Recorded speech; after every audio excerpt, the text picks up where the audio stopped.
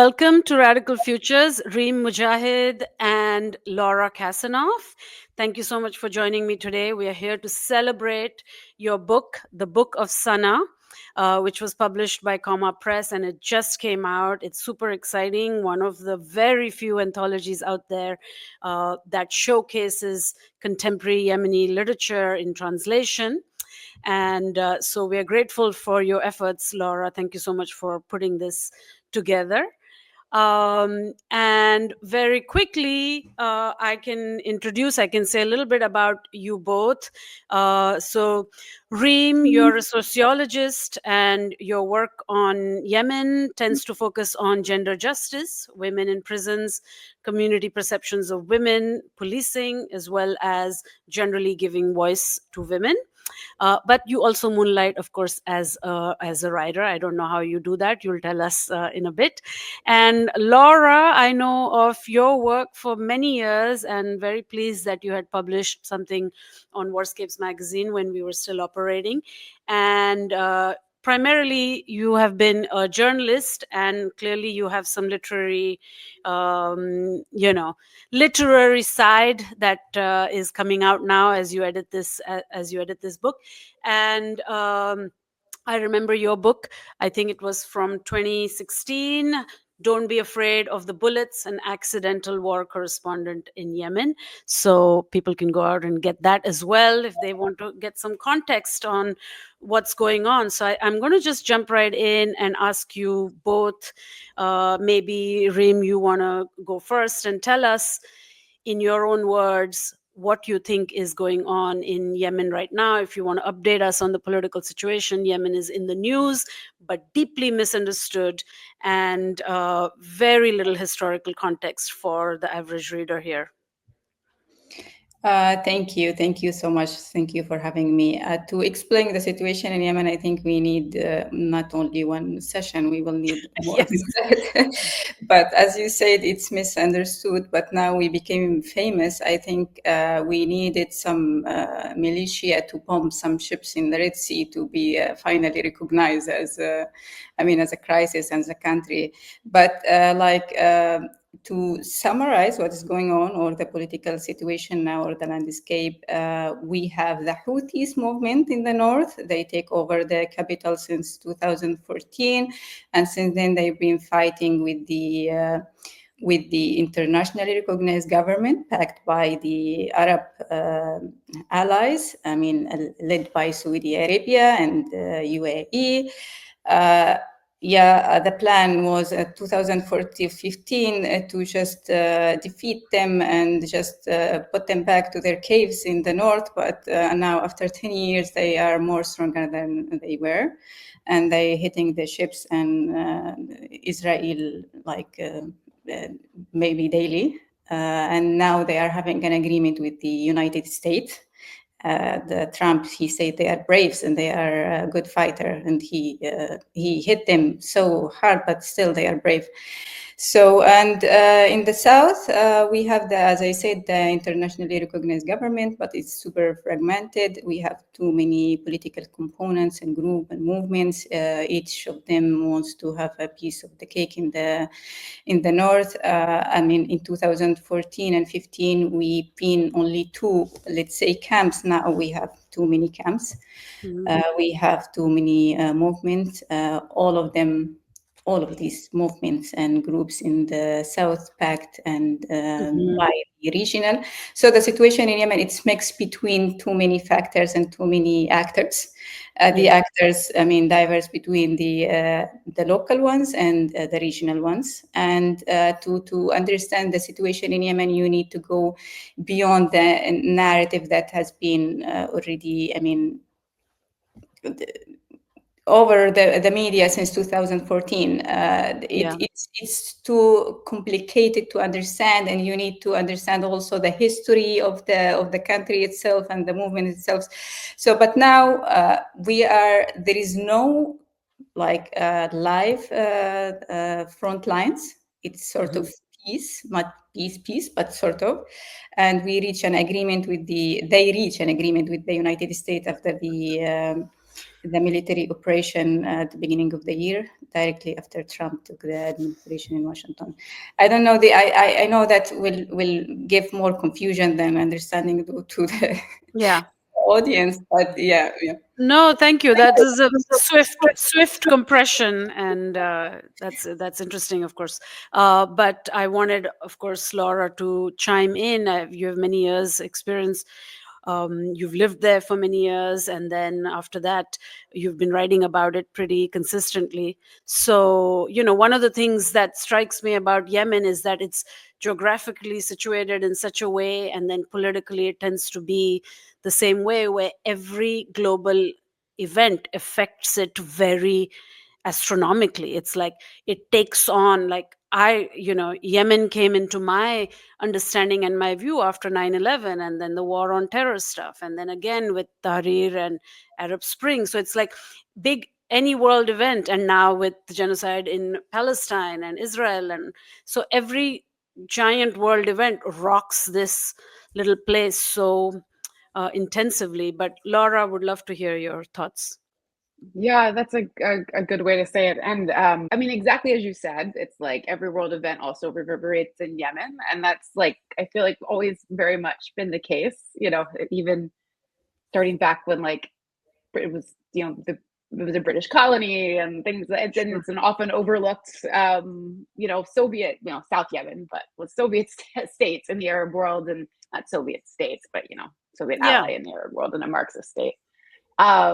It is often overlooked the way that it's tied in with world events, and now obviously it can't be ignored. And I never fully understand why Yemen is so overlooked. Possibly because it's complicated, possibly because it's is kind of unlike any other country in the Arabic speaking world. It has its own culture, its own history. It's quite different than the Gulf, and then it's quite different than the Levant, and quite different from Egypt, and those things, with a unique history and landscape and these things. But the one thing I'll just add to Reem's good summary of what's happening is that the situation right now, it's like there was almost maybe like some hope for some kind of peace, because there was an agreement with the Saudis, and that like some things could maybe sort of be resolved. And with the ongoing genocidal war in Gaza and what's happened as a result of that with the Houthi attacks, it's just kind of now become crazy complicated in a strange way. And also with the as Reem said, there's no active fighting now in the front lines. I feel like maybe it could start, or maybe it's not going to start. Reem, you probably know more insights to that to me. Like, I feel like there were some talk about maybe fighting starting again in Marib, but then it's not. And anyway, it's volatile. And the thing as well to say is that the U.S. had been bombing Yemen under, and bombing the Houthis since this started with the Houthi attacks in the Red Sea.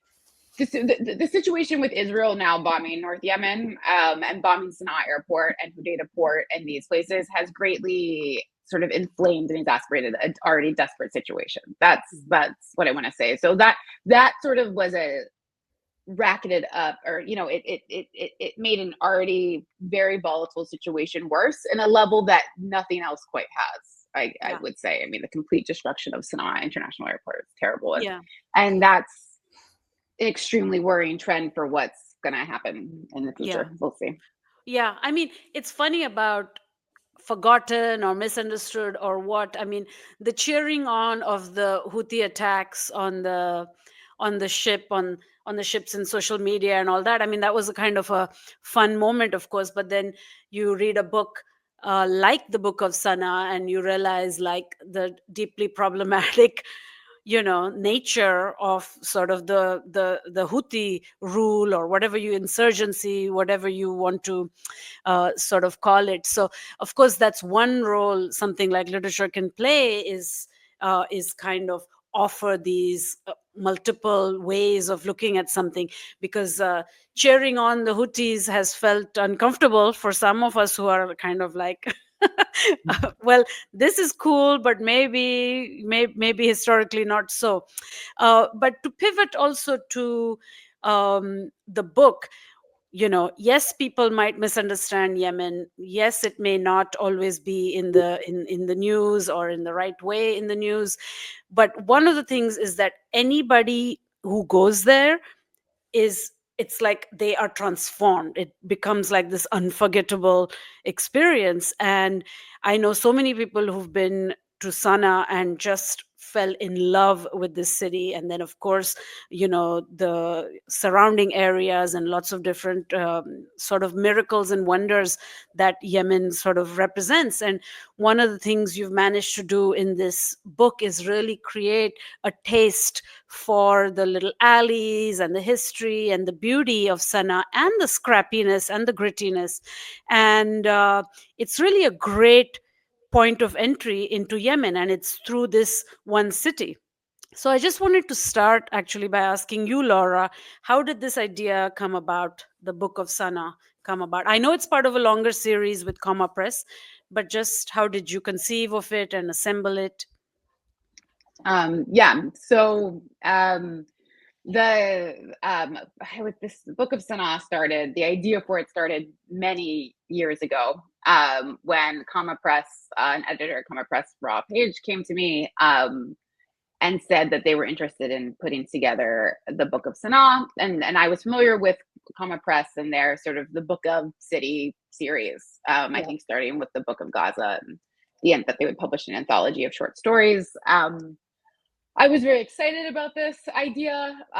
Like, as you said at the beginning, Bhakti, there's been such little, there's such little Yemeni literature translated into English. I am a big fan of translated literature. I don't have a big literary background myself. I get very nervous actually when I have to start like analyzing literature and doing comparative literature.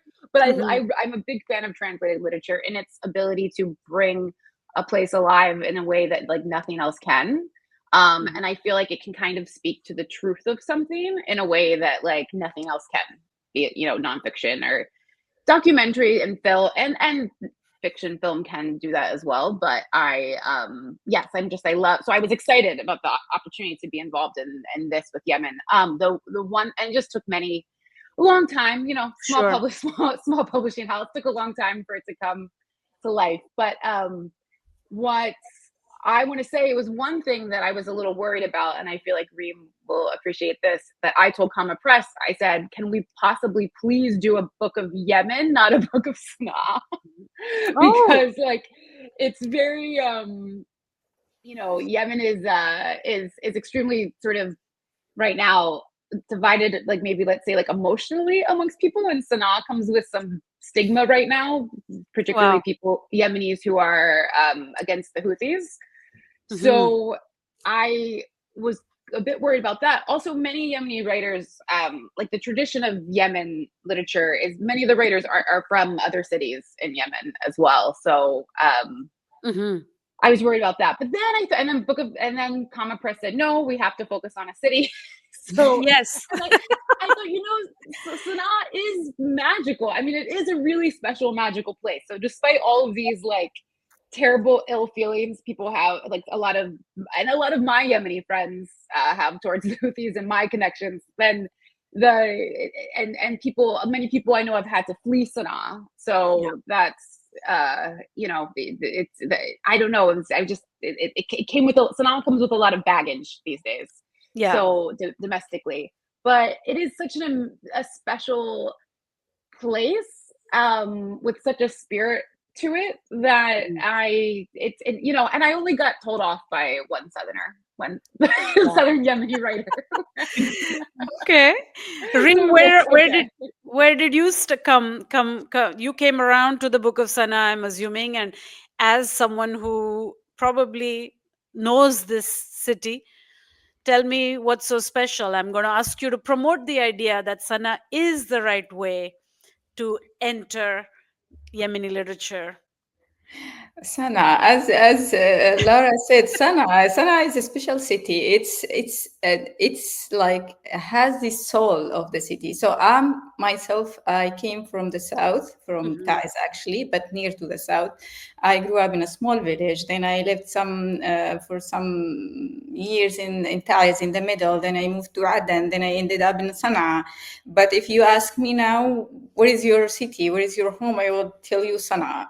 That's it. Without, but as Laura mentioned, it's now so political thing to mention Sana'a. I'm working in a think tank called Sana'a, and this caused us a lot of issues Oh to gosh. reach out to people from the south, especially from the south, and to work with them and to let them trust us or believe us because the name of the think tank called Sana'a, but. It's Sana'a. It's one of the oldest cities. It's inhabited since I don't know uh, how many centuries. I mean, it's one of the oldest inhabited Yes. cities in the world. The soul of it. But as a Yemeni, you could see when you live in so many cities or visit so many cities that in Sana'a, nobody would recognize you. Where are you from, or who are you, or why you're here? But you will feel this in other cities. You will feel like you are here a stranger, or you are here not in your home. But in Sana'a, no, everyone is mixed there. Even those now who hate Sana'a because of the Houthis or because of the history of the previous regime led by Saleh, because of all the grievances. I mean, Yeah. they caused. They're still there. They're still in Sana'a, and they still belong to Sana'a, even if it's like Sure. already. Yeah, yeah. Yeah. Yeah. No. No. I understand. I think I don't want to undermine the baggage and the political factors that come with focusing on Sana, but I will say that it's universal that cities come with baggage, right? Like, it's absolutely universal. Yes, people will be like, I love Paris, I love New York, I love London, whatever. They may say all these things, but when you start to anthologize or when you start to write about it, the dark parts also show. And I think the anthology does illustrate that darker side in some way or the other. But listening to, of course, both of you talk about the fragmentation and the politics and all the sort of challenges, I wanted to know how it was, Laura, to coordinate and bring together, to bring together these ten stories, the writers, the translators, editing, and I assume people are exiled in different places, have had to leave, and so on. So I'm sure it Yeah. was challenging. Yeah, it was. I mean, the one thing that was really nice was getting submissions. Like, and we had Comma Press told me that at least at the time when we got submissions for this book, they had more submissions than they've had for any other Wow. anthology. Yeah, I mean, people were very eager to submit their stories. Mhm. And even there was a small writing group of women in Sana'a, who were like, who they were organized by a kind of more well-known Yemeni writer, Mhm. but they were sort of like unpublished women who get together and write stories. I think it's called the Story Club or something, Reem. But they, like, all of those women submitted stories. Like, it was amazing. um, so that was a great part of it. And then of course the challenge of which stories are we going to pick, and we had a number of writers who were more well known and published authors, Mhm. and then we had a lot of people who were unpublished, and the stories sort of ran the gamut as well. So we tried to get a mix. It just happened to be, I think, that it's half men and half women, which is probably also which wasn't intentional. It just is what Yeah. happened. And it's probably kind of followed the submissions as well. Mhm. Most stories, as you said to us, Bhakti, early on, they do have to do with the war. I mean, that was a common theme. However, some stories do not, and some stories later in the anthology have to do with like mother-daughter relationships, or Mhm. there's just a story of from Afaf Gubati that's like was completely unpublished before, and it's just a beautiful story about a girl whose mother is a midwife, and the mother has to deliver the baby Oh. of a poor Ethiopian in Sana'a, Mhm. and sort of what happens after that. So it's anyways, we tried to collect stories that showed a variety of things. I mean, also there's the war, there's like the war now, there's the Arab Spring, there's there's like representing life under the Saleh regime, which some of the stories do. So it's kind of, and then like Atiyaf el-Wazir's story takes place during the war in Yemen in the 1950s, I think. It's set in 1962 or something like that. Yeah, the 62. But then there was also kind of a coup before then too. So I can't remember which now I can't off the top of my head which part of that conflict. But the conflict with the Imam and these revolutionaries who are fighting against the Imam. So yeah, we like to get a wide selection like that of stories that represents that it's not like everything's just about the current war, let's say, or that nothing's about the war. So there was that. And then the last thing I'll add is that one thing that was kind of a challenge was the situation in Sana'a changed greatly from when we solicited the stories to when the book was coming out in terms of freedom of expression and sort of affiliation with the West. In terms of living under the Houthis. So some of our writers are outside of Sana'a, some of them are in Sana'a, but we, wanted to reach it back out. And even at that time, I decided that I shouldn't do it as a, non-Arab American who also has some, I'm kind of like I have some history reporting in northern Yemen. So it would be good if I didn't reach out. So we had to figure out a way to reach out to writers and say, do you want your name used? Because that, the situation has changed. So if you want to be anonymous, let us know. And we got a variety of responses, which I'm not going to share, but to that. But so that was a challenge. We had to make sure we did that sort of later on because the dynamics within Sana'a changed. Over last summer, there was a big arrest campaign of many activists and writers and things like that, people with any affiliation with the West, and it was terrible. So that's what kind of spawned this. Would you say, I know, Reem, that you've been abroad, you've been out of Yemen for the past few years, but would you say in general there is, yes, last year there was the wave of arrests, but has there generally been some sort of a clampdown? I think, do you feel that an opportunity like this is really welcomed by everybody? It's rare, it's new. Has there been a sort of suppression of literature and so on? I mean, I worked some years ago on an anthology on Sudan and South Sudan, and one of the issues was just getting the stories out, and it was like weird things, like some Facebook message or something, like all innovative weird techniques, but censorship was a big issue at that time, because this was a few years ago. So I just wondered about a history like that, or how does literature circulate? What do you think? In Yemen, I think after the 90s, we have that space of, let's say, freedom.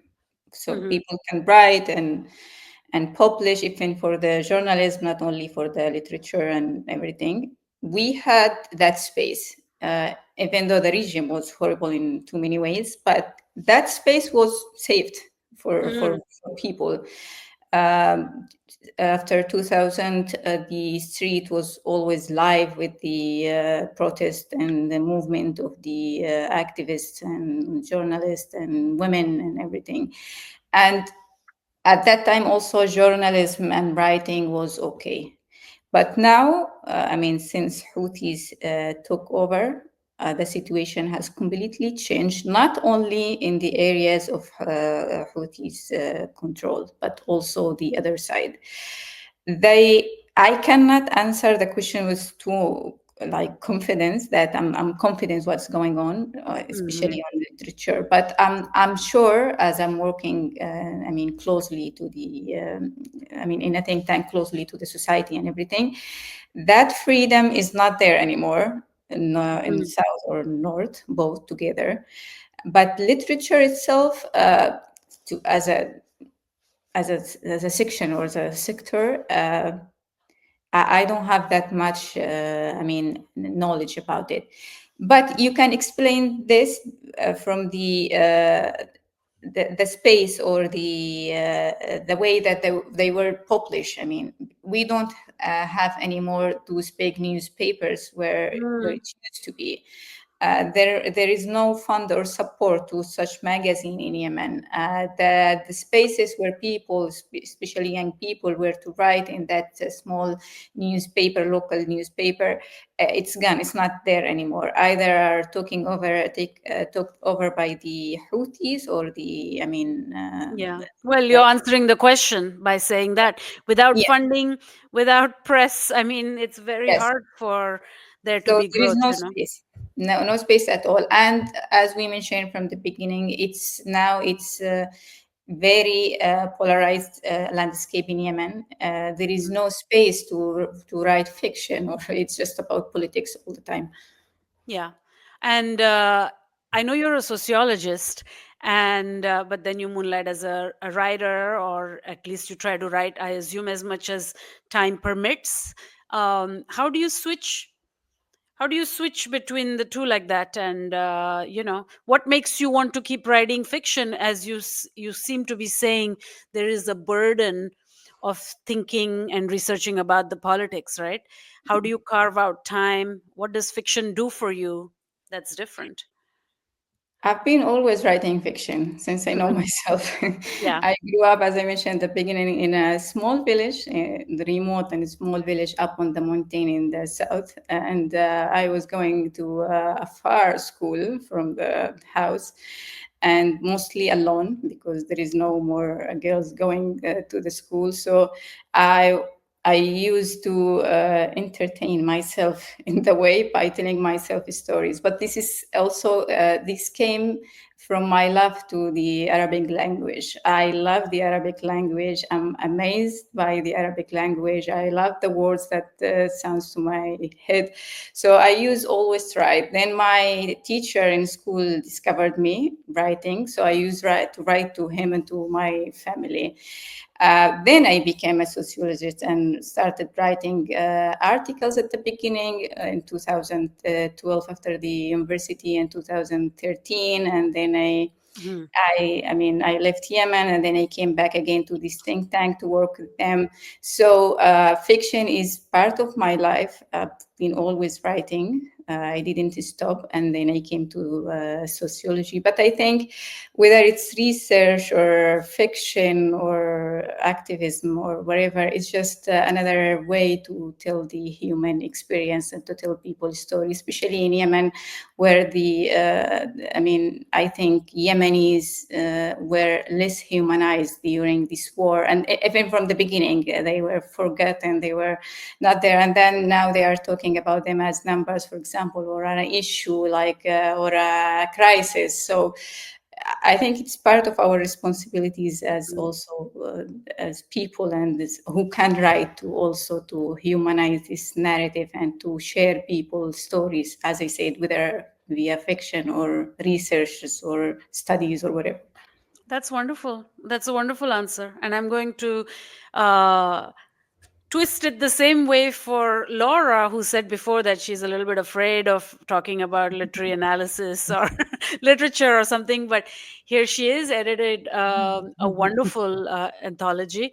So I wanted to ask you why you switched roles or tried on the literary hat, and specifically um, why like an anthology, why a collection of stories, rather than say Mm. work with one writer and develop a novel, use your editing skills or something like that. I don't know, what do you think this does?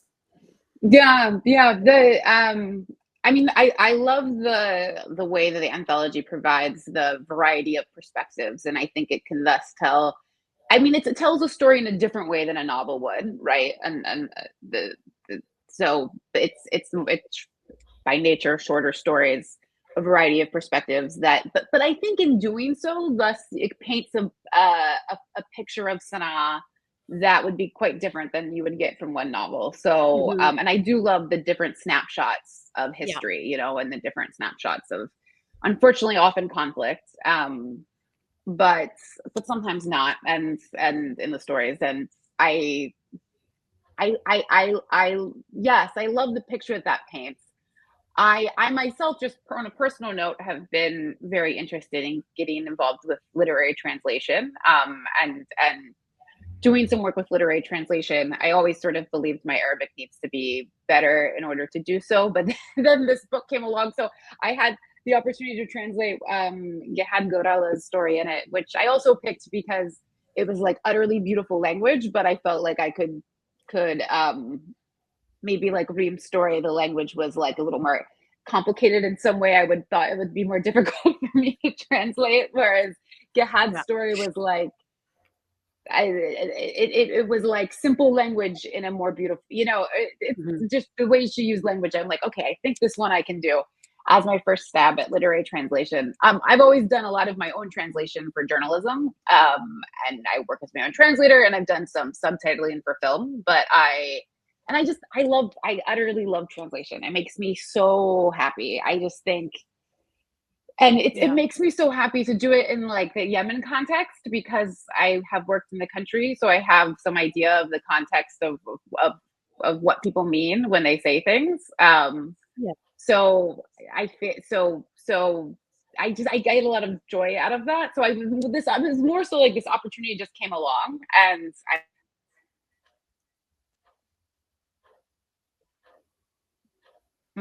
I'll start. Okay. This opportunity came along, and I was like, this sounds like a great idea, to try to bring Sanaa alive in this way. So it wasn't anything strategic. It was Comma Press approached me, but as I said, the idea of I would love to work more in literary translation in the future. Yeah.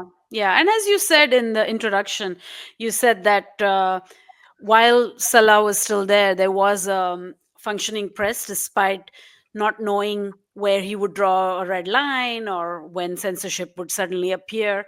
And I'll quote you, you say that is no longer the case, which is why it's even more remarkable to publish this book celebrating writing coming out of Sana'a. And I think that's just, that sums it up also quite beautifully. Like, why not? Of course, it's great. And if you're able to provide the support, the editing, and you've done some of the translation yourself, I mean, that's quite excellent.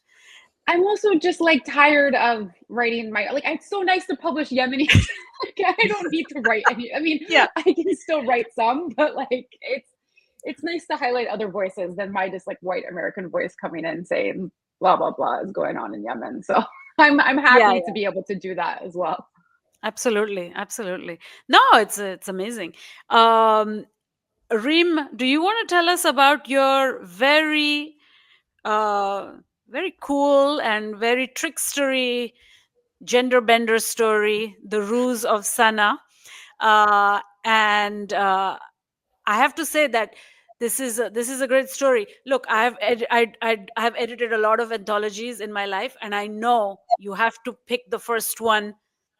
The first pick, it's an important pick. So I'm not going to undermine the fact that you got first position in the table of contents, and I just wanted to congratulate you on a wonderful story, but also just where did that come from? I'm trying to place you as I try to get to know you during this podcast. You said you're in the village, you were walking long distances to get to school, and it's very tempting to try to kind of find something, but I'm not finding anything. So tell us where this Ruse of Sana came about. Sure. So when Laura reached out to me, I was in my first trimester of pregnancy.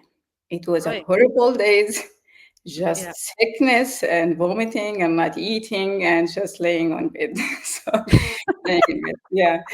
So but I was working full time, working all the time, just trying not to leave myself to the sickness and to vomiting all day long.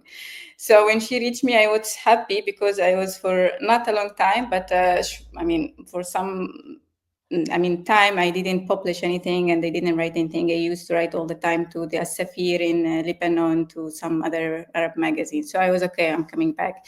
And it's also opportunity to do something in that situation and that gloomy days of the first trimester. So I started from there. When they told me the team's supposed to be Sana'a, I was very happy because, of course, as I said, I love Sana'a. And usually I don't think about what I'm going to write. I just start writing the first sentence and then I flew. But because I was pregnant, I was thinking what will be the gender of the baby. At that time, it was only few weeks. I found myself asking myself if it would be a boy or a girl. And then when I was writing, I didn't know at the beginning will be the girl or boy, the one that I'm talking about. So I decided to make it both of them, girl and a boy. And there where I started the story. But as I said, I don't think usually what I'm writing or where I'm going. I just write, and I write usually one time, like the whole thing in once, not in part, because if in a part I'm going to again start from the beginning. Yeah. So at that time I had a previous not argument but discussion with my friend, and she was telling me it's not like necessary to write about war or about women. You don't have to. She was always saying, why you are limiting yourself about writing only Wait, about. who is saying this, Laura? No, a friend. A So friend. yeah, she was back in I was my like, head Laura, why? Yeah, writing. keep going. Yeah, so I was like, maybe it's boring always to write about women or about war. What? So I was a bit hesitant of continuing, and I was thinking if it will be, I mean, a story worth to be read or to be published. But this is not the point. But then I find myself always writing about war, even though I didn't live the war like the others, because I left the country in Yeah. 2015. But as I said at the beginning, sometimes you cannot control it. You just feel it's part of the responsibility to tell the story. So in Arabic, it's like it's a joke of Sana. It's like when Sana is joking with someone. So there I spent some time to think about the title. Yes, to think about the title. But I thought that this is part of the city's nature, when sometimes they put you in a place and then surprise you, or they hit you in a way you don't think. Or Sure. I mean, they create the cities. They just create you in some way. They make your destiny and path. This is the cities. So maybe you can ask me specific questions if you are looking for some specific answers. But that's what I thought. No, that's a great answer. I love the answer. And that's interesting about the title, because yes, I did get the impression that one of the elements of the story is that this city is playing tricks, playing tricks on you. So that was very very interesting. Laura, do you want to, as the editor, as who is close to all of these stories, maybe not pick like your favorite child or favorite baby or something, but do you want to offer us some entry point into the anthology to lure readers into the book? What is it? What do you think? Which are the most alluring ways to get into this book? Yeah, I truly, it's such a lame answer, but I don't have a favorite. Like, I love what each story brings to the anthology so much, but just to some that are just like, for me, kind of are fun and alluring is one is Hayal Madhabi's The General Secretariat of Speed Bumps, Yes, which is very good. a satire of the Yemeni government. I mean, under, I would say probably under the Saleh regime, but it could really be under anyone. And it's a satire of nepotism, and it speaks to the nepotism and fraud and corruption and everything that goes on within the bureaucracy of the Yemeni government. And I just think it's funny and it's brilliant, and I think anyone will find it funny and brilliant. So I love that.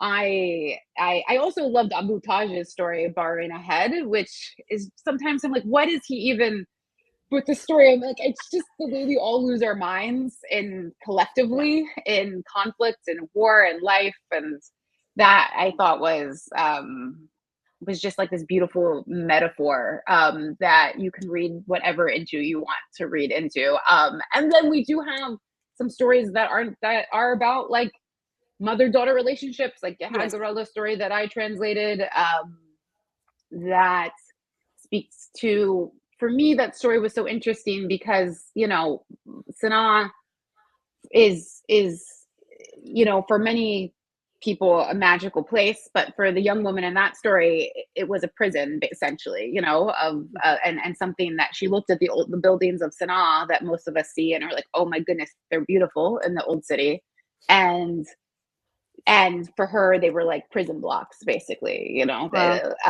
Just like blocks that don't fit together properly or something. So Incredible.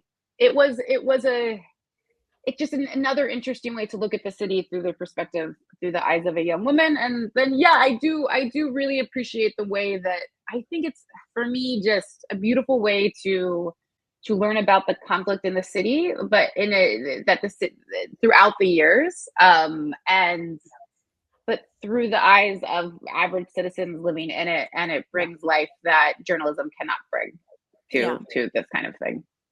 Absolutely. Thank you so much, both of you. That was a very interesting conversation. And I hope that I can only dream maybe of a book of Aden. Because that's a city that I think is exciting too. And it always shows Yeah. up, especially because I'm someone who writes or teaches African literature a lot. And it's always part of particularly East African literature. So let's root for that and tell Comma Press. Yes, it's in Yeah, that. many people will be happy to hear that. That's great. Thank you so Yeah. much. Thank you so much. Thank Thank you. you so much. Thank you to Radical Books Club.